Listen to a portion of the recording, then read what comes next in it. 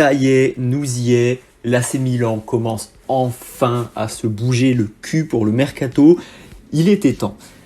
Bonjour à tous, bienvenue dans cette nouvelle vidéo. Aujourd'hui, on va parler des dernières rumeurs mercato du côté du club, que ce soit au niveau des départs ou des arrivées. Alors évidemment, on va parler des vraies rumeurs, c'est-à-dire des rumeurs concrètes, qui sont fondées par des vrais journalistes.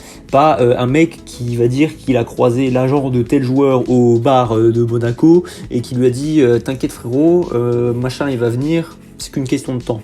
Ça compte pas. Ça compte pas. Donc si vous écoutez cette vidéo, sachez que ce sont des vraies sources. Voilà.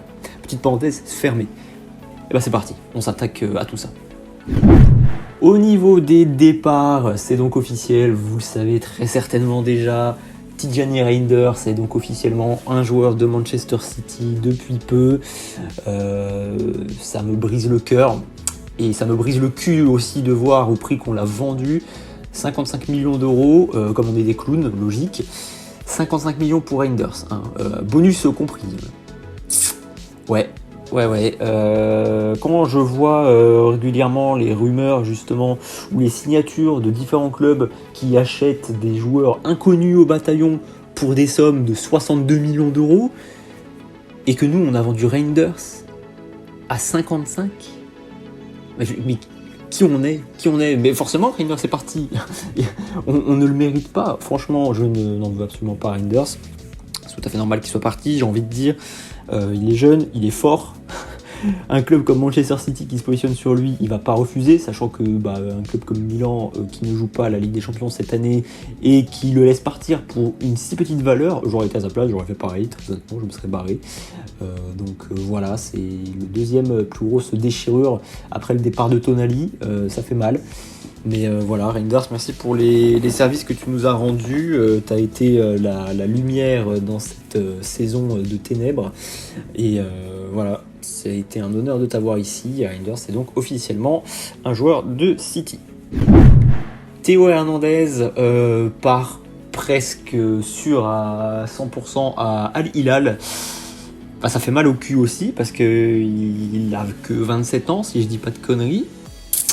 Et il avait encore du niveau, quoi. C'est pas parce qu'il a fait une mauvaise saison, une troisième aussi où il avait pas été terrible non plus. Il peut encore jouer dans des autres clubs. Lui apparemment voulait l'Atlético Madrid. Atlético, il n'y a pas eu d'accord qui ont été trouvés à temps. Ils ont mis une deadline, Milan n'a pas répondu, ils se sont retirés. Forcément, quand on est des pitres. Et du coup, Al Hilal s'est positionné dessus et peut-être qu'il n'a pas le choix de rejoindre le club, puisque si aucun club ne se positionne dessus, monsieur va se tirer le vent toute la saison. Donc non, il faut qu'il s'en aille s'il veut jouer. Et il part donc en Arabie. Je n'ai plus le montant du transfert en tête, c'est entre 20 et 30 millions si je dis pas de bêtises. Bon, on prend. Après, c'est sûr que sa valeur avait beaucoup baissé au vu des 2 dernières saisons qu'il nous a fait. Mais c'est bien dommage, voilà, de partir. C'est dommage pour lui, il nous récupère des sous et puis de toute façon c'était prévu qu'il s'en aille. Donc nous perso ça nous change rien, mais c'est dommage pour lui qu'à cet âge-là il soit déjà en Arabie Saoudite. Après bon, il est à Al Hilal, donc voilà, c'est pas comme s'il était parti à je sais pas quel autre club, mais voilà, c'est dommage. Surtout qu'à 1 an du mondial, je sais pas si c'est la meilleure solution. Peut-être que s'il avait attendu un petit peu, on n'est que le 27 juin à l'heure actuelle, s'il avait attendu un petit peu, il y aurait peut-être eu d'autres offres, mais bon, ma foi, ciao Théo, merci pour tout. 2 bonnes nouvelles, cette fois, c'est Alvaro Morata qui donc ne prolongera pas à Galatasaray, et donc revient à Milan, et Milan s'en débarrasse en l'envoyant à Com. Merci Com. Transfert presque bouclé pour 10 millions d'euros avec un contrat jusqu'en 2028. Super. Voilà, merci à lui de ce départ. Et pareil pour Malick Thiaw, visiblement, qui partirait aussi à Com pour 25 millions d'euros quant à lui. Ça fait quand même un beau mercato de la part de Com, quand on y pense. Eux qui avaient déjà d'ailleurs voulu recruter Théo Hernandez l'été dernier, on s'en rappelle. Je sais pas, ils ont peut-être un coup de cœur pour les joueurs de Milan. Mais voilà. Thiaw et Morata, les deux partiront très probablement à Com. Thiaw, c'est pas encore sûr à 100%, mais Morata, c'est presque bouclé. À voir l'avenir. Mauvaise nouvelle, cela dit, cette fois, c'est le départ de Francesco Camarda en prêt à Lecce avec option d'achat de 3 millions d'euros. Alors, il y a une option de rachat fixée à 4 millions d'euros. En gros, c'est-à-dire que si Com décide de lever l'option d'achat, de prendre le joueur, on peut le racheter. Mais alors pourquoi mettre une option d'achat du coup, si c'est pour mettre une option de rachat? Ça n'a aucun sens, ça ne sert à rien, strictement à rien. Il faut qu'on arrête, parce que le problème c'est que déjà force à l'Italie, puisque c'est encore un jeune qui va pas se développer à Milan, voilà, qui va partir encore en prêt, etc. Bon, ça se trouve il va finir meilleur buteur, on sait jamais. Mais voilà, c'est dommage pour Camarda, il aurait dû rester, il aurait dû finir en doublure de Jiménez, comme j'avais dit dans la vidéo précédente, ou d'un futur attaquant, on ne sait pas, mais il aurait dû rester au club, avoir du temps de jeu. C'est d'ailleurs ce qui risque d'arriver aussi à Liberali, c'est pas encore officiel, mais il y a moyen qu'il s'en aille aussi. En prêt, très certainement avec option d'achat aussi, on est en train de dégager tous nos joueurs talentueux en fait. Donc c'est de la merde, voilà, je sais pas ce qu'ils fabriquent. Après il y a une option de rachat, mais il nous emmerde, voilà, il nous emmerde. Cela dit, une bonne nouvelle arrive encore, c'est le départ peut-être d'Emerson Royal, ça y est, qui pourrait partir au Betis cet été. Alors il n'est pas encore la priorité du club, hein, ils ont d'autres chats à fouetter pour le moment, visiblement. Mais il y a eu des discussions et autant Emerson est ouvert à un départ au Betis, autant le Betis ne semble pas non plus totalement désintéressé, donc pourquoi pas, Emerson pourrait partir. Voilà, c'est encore qu'au commencement des discussions, on ne sait pas encore si ça va être un prêt, si ça va être une vente, ça risque très certainement d'être un prêt avec option d'achat, vu qu'on a acheté Emerson l'été dernier, ça m'étonnerait qu'on le vende directement, même si c'est ce qu'on a fait aussi avec Morata. Mais voilà, il risque aussi de partir. Origi devrait quitter le club également. Les discussions, il y avait des discussions hier justement entre lui et le club pour une résiliation du contrat. Par contre, il veut une énorme compensation salariale en échange. Bon, après Origi prend quand même une petite partie du salaire, sachant que c'est quelqu'un qui ne joue pas. Voilà, il est là. Je sais pas d'ailleurs où il est, puisqu'il est même pas sur le banc. Donc il doit être quelque part. Voilà, dans les locaux, il traîne. C'est peut-être l'agent d'entretien, j'en sais rien. Mais voilà, c'est prévu qu'Origi s'en aille via résiliation du contrat, et c'est pas une mauvaise nouvelle puisque ça libère de la masse salariale. Et puis voilà, de toute façon il n'était jamais là, donc c'est pas une grande perte. Cela dit, on a un autre joueur qui est un petit peu plus une perte, c'est Luka Jovic qui est officiellement agent libre. Ça y est, le club n'a pas renouvelé son contrat, on l'a traité comme de la merde, voilà, il ne jouait jamais. Quand il jouait, il faisait des bons matchs, on s'est dit c'est pas mal, il faudrait peut-être qu'on le mette à la place de Abraham, puisqu'on mettait tout le temps Abraham, sauf qu'on le faisait pas. Quand il rentrait, il faisait des masterclass, du coup à chaque fois on se disait la même chose, il faudrait vraiment qu'il le mette le match prochain, et toujours pas. Et au final, voilà, il s'en va, comme ça, agent libre. Merci, au revoir, franchement on l'a vraiment traité comme de la merde, donc j'espère qu'il va signer dans un autre bon club, et rebondir, parce qu'il le mérite, très honnêtement. On en a donc terminé pour la partie départ rumeur et la partie départ officielle en quelque sorte. On va donc passer à la partie arrivée, achat. Pareil, des arrivées entre guillemets officielles et des arrivées un peu plus rumeurs, mais quand même, comme je dis toujours, des rumeurs qui sont quand même fondées. Voilà, c'est pas des trucs à la con, et fort heureusement, parce que franchement, j'en vois passer. Ça va qu'on sait faire la différence ici. Alors le premier, et ça me fait plaisir parce que on l'avait vu dans la vidéo précédente justement sur le mercato 2025-2026, c'est Samuel Ricci, un transfert bouclé à 99% avec le Torino et le joueur pour 25 millions d'euros, bonus compris. Alors franchement c'est donné pour Ricci, sachant que Cairo est un radin immense, bien content pour ce prix-là. Voilà, on signe, je ne sais plus exactement quelle valeur je l'avais mis dans le mercato idéal de l'épisode précédent. Mais voilà, Ricci devrait normalement, donc, sauf retournement de situation, venir à Milan. Accord total entre le club et le joueur, il ne reste plus qu'à peaufiner un petit peu les détails. Et c'est tout. Voilà, super nouvelle, très honnêtement. Le deuxième, c'est Jachari de Bruges. Alors le club veut 40 millions, bonus inclus. Milan a fait une offre de 32 millions récemment. Offre donc qui a été bien évidemment refusée.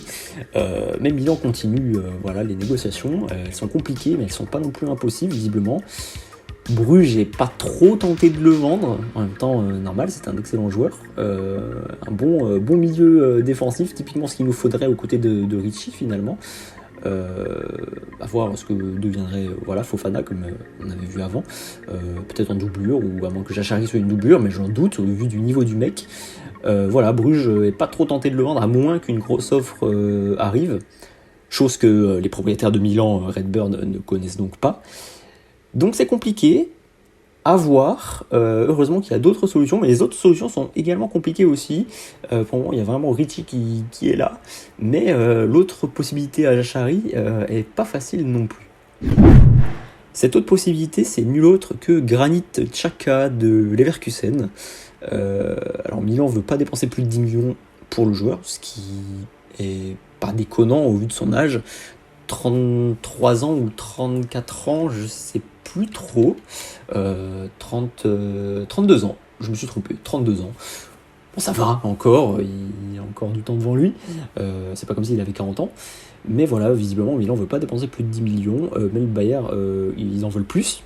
Sachant qu'ils ont déjà perdu Xabi Alonso, ils ont perdu Wirtz, ils ont perdu Frimpong, ils ont perdu voilà du monde en fait, tout simplement. Donc s'ils perdent Xhaka, ça va être un peu la merde. Donc je comprends qu'ils veulent quand même des sous en échange. Mais Xhaka, il veut Milan visiblement, il fait pression sur le club pour le laisser partir, à voir comment cette histoire se termine. Mais c'est pas impossible, franchement, on y est même très proche, puisque Milan a prévu de refaire une offre incessamment sous peu. À voir, on pourrait donc se retrouver avec un milieu de terrain Ricci Xhaka ou Ricci Jachari. Moi je suis gourmand, je veux les trois. Donc bon, à voir ce que ça peut donner, mais Xhaka, je signe, ça apporte de l'expérience et du leadership dans le vestiaire, chose qui nous manque. Et justement, on a un autre joueur plus tard qui viendra, je le laisse pour la fin, le meilleur pour la fin, parce que ça c'est savoureux. Il y a également eu des contacts avec Bruges pour Maxime de Cuypers, dont on avait parlé aussi l'épisode précédent, donc le défenseur gauche de Bruges. Les discussions, elles sont seulement au début, donc on attend. Mais ça discute, voilà, c'est une piste pour le remplacement de Théo Hernandez. À voir ce que ça pourrait donner. Il y avait eu aussi des rumeurs sur Zinchenko, et fort heureusement, c'était que des rumeurs, voilà, parce qu'il n'y a pas eu de discussion entre Milan et Arsenal. Et tant mieux, parce qu'on ne veut pas de lui, parce qu'il est nul, et puis même, on l'aime pas, voilà, on n'en veut pas, certainement pas. On va pas troquer Théo Hernandez et Zinchenko. Par contre, de Cuypers, pourquoi pas. Donc moi, je prends. Enfin, au niveau de l'attaque, Vlahovic est visiblement une cible concrète pour l'attaque. Parce qu'il est apprécié par Allegri, forcément, il le connaît bien, il l'a entraîné.